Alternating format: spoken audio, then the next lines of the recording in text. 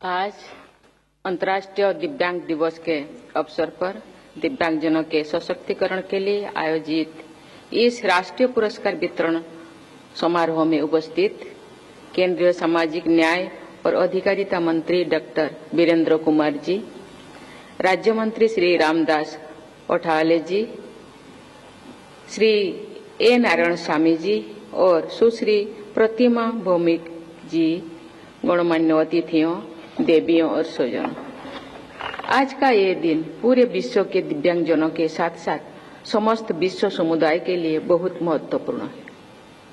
आज विश्व की कुल आबादी में लगभग 15% दिव्यांगजन है। उन सबका सशक्तिकरण भारत सहित पूरे विश्व समुदाय के लिए उच्च प्राथमिकता है। इस संदर्भ में ये पुरस्कार समारोह अत्यंत महत्वपूर्ण है। मैं देशवासियों की ओर से आज के सभी पुरस्कार विजेताओं को बहुत बहुत बधाई देती हूँ।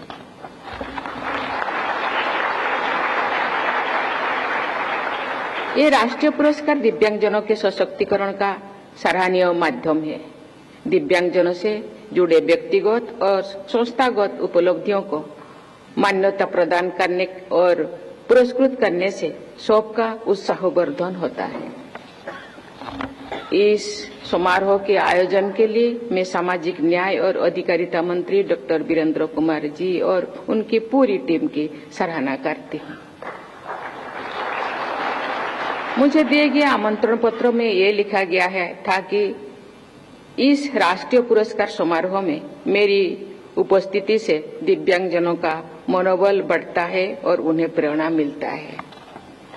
लेकिन मैं ये कहना चाहती हूँ कि इन पुरस्कार विजेताओं सहित दिव्यांगजनों के संघर्ष और उपलब्धियों के बारे में जानकर मेरी मनोबल बढ़ता है, सभी देशवासियों का मनोबल भी बढ़ता है।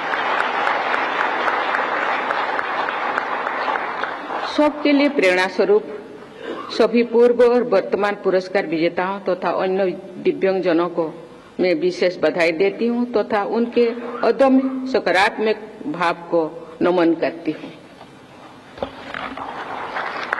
मुझे ये जानकर और देखकर बहुत खुशी होती है कि पिछले कुछ वर्षों में दिव्यांगजनों के प्रति समाज के दृष्टिकोण में बदलाव आया है और उनकी उपलब्धियों में सराहनीय वृद्धि हुई है। इसके लिए मैं सभी स्टेक होल्डर्स को बहुत बहुत बधाई देती हूँ। देवियों और स्वजनों, हमारे नया संसद भवन विश्व के सबसे बड़े और जीवंत लोकतंत्र का नया मंदिर भी है। हम सब के लिए ये प्रसन्नता का और गर्व का बात है कि नई संसद भवन का प्रत्येक हिस्सा दिव्यांगजनों के लिए सुगम्य है, एक्सेसिबल है। ये इस बात का प्रमाण है कि हमारे लोकतंत्र विशाल और जीवंत होने के साथ साथ समावेशी और संवेदनशील भी है। इससे सीख लेकर सभी क्षेत्र में कार्यरत लोगों को ये सुनिश्चित करना चाहिए कि दिव्यांगजनों की आवश्यकताओं को आरंभ से ही ध्यान में रखा जाए और उनके लिए फिजिकल एक्सेस तथा डिजिटल एक्सेस सुलभ रहे। रिनोवेशन की जगह इनोवेशन की सोच के साथ साथ काम करना चाहिए। इसी संदर्भ में ये एक सुखद उदाहरण है कि हमारा देश में मैन्युफैक्चरर्स दिव्यांगजनों की आवश्यकताओं को ध्यान में रखकर कस्टमाइज्ड व्हीकल्स उपलब्ध करा रहे हैं। समावेशी और संवेदनशील विकास को बढ़ावा देने के लक्ष्य के साथ सरकारी संस्थाएं, व्यापारिक उद्यम और प्रबुद्ध नागरिक कदम से कदम मिलाकर आगे बढ़ रहे हैं। सबसे अधिक सुखद बात यह है कि स्वयं दिव्यांगजनों ने अपनी असाधारण उपलब्धियों से उनके प्रति समाज की सोच बदली है। स्वच्छ भारत अभियान, बेटी बचाओ बेटी पढ़ाओ अभियान तथा टीबी मुक्त भारत जैसे अनेक महत्वपूर्ण राष्ट्रीय अभियानों ने दिव्यांगजनों के कैंपेन एम्बेसडर्स बनाया गया है।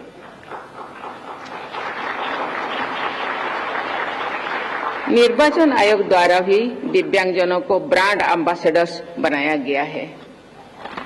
जैसा कि हम सभी जानते हैं, विश्व समुदाय सस्टेनेबल डेवलपमेंट गोल्स 2030 के लिए प्रतिबद्ध है भारत ने इनमें से कई लक्ष्यों को प्राप्त करने में सराहनीय गति से कार्य किए हैं।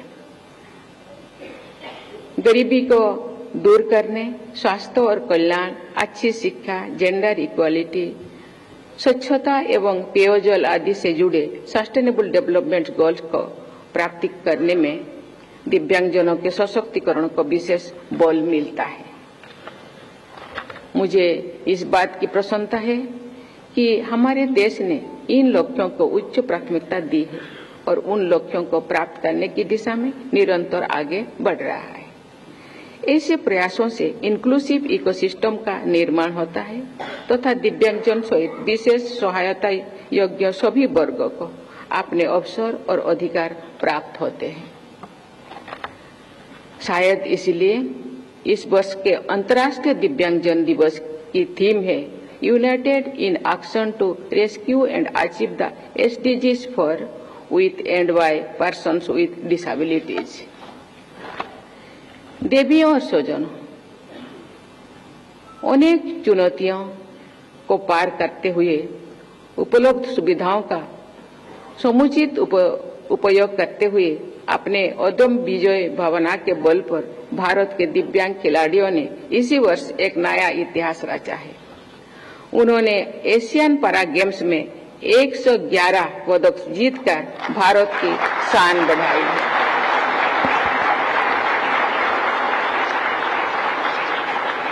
मुझे इस बात की विशेष प्रसन्नता है कि उन एशियन पैरा गेम्स में भारत की टीम में बेटियों की संख्या लगभग 40% थी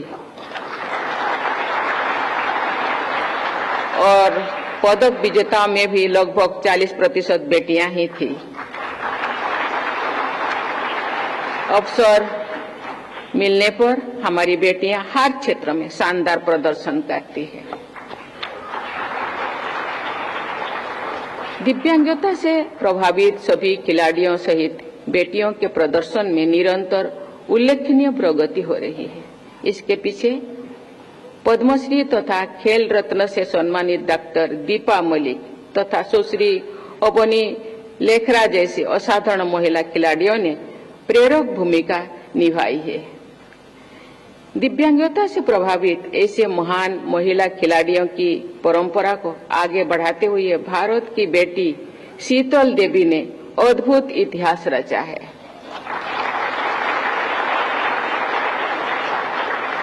केवल 16 वर्षों की आयु में शीतल ने इस वर्ष के एशियन पैरा गेम्स में 2 स्वर्ण सहित 3 पदक जीते हैं। शीतल को विश्व की सर्वश्रेष्ठ तीरंदाज का दर्जा दिया गया है। सर्वाधिक प्रेरक तथ्य ये है कि बेटी शीतल के दोनों हाथ नहीं है और वो अपने पैरों से तीरंदाजी करती है।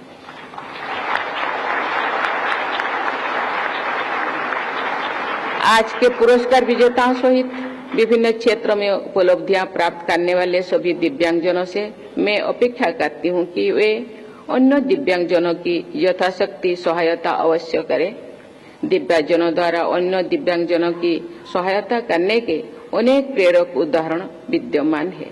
तमिलनाडु के निवासी श्री एस रामकृष्णन जी का गर्दन से नीचे का शरीर लाक्वाग्रस्त है। उन्होंने दिव्यांगजनों के पुनर्वास, शिक्षा, कौशल विकास और रोजगार के लिए सराहनीय योगदान दिया है। उनके संस्थान की सहायता से प्रतिवर्ष 15,000 से अधिक दिव्यांगजन लाभान्वित होते हैं। उनके श्रेष्ठ कार्य के लिए उन्हें पद्मश्री से सम्मानित किया गया है। जम्मू कश्मीर के श्री जावेद अहमद टाक एक आतंकी हमले में घायल होने के बाद व्हील चेयर से चलते फिरते हैं। वे पिछले 2 दशकों से दिव्यांग बच्चों की शिक्षा और कल्याण के लिए कार्यरत है। दिव्यांगजनों को वे संदेश देते हैं, be a part not a part, यानी भिन्न नहीं अभिन्न बनो।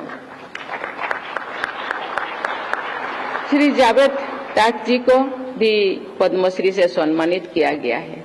मैंने कश्मीर से तमिलनाडु तक दिव्यांगजनों के लिए दिव्यांगजनों द्वारा कार्य करने की उदाहरण इसलिए दिए हैं कि उनसे प्रेरणा लेकर सभी दिव्यांगजन एक दूसरे की सहायता करें तथा अन्य सभी देशवासी भी दिव्यांगजनों के हित में निष्ठा के साथ सक्रिय रहे।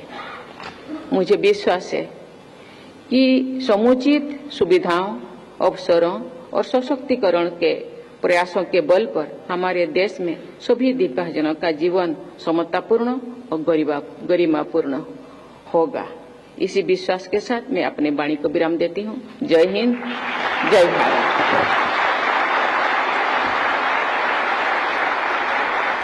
कोटि कोटि धन्यवाद माननीय राष्ट्रपति महोदया, आपके मार्गदर्शन, आपकी शुभकामनाओं के लिए तथा हृदय से आपको आभार। सभी से अनुरोध, कृपया राष्ट्रगान के सम्मान में अपने स्थान पर खड़े हो जाएं।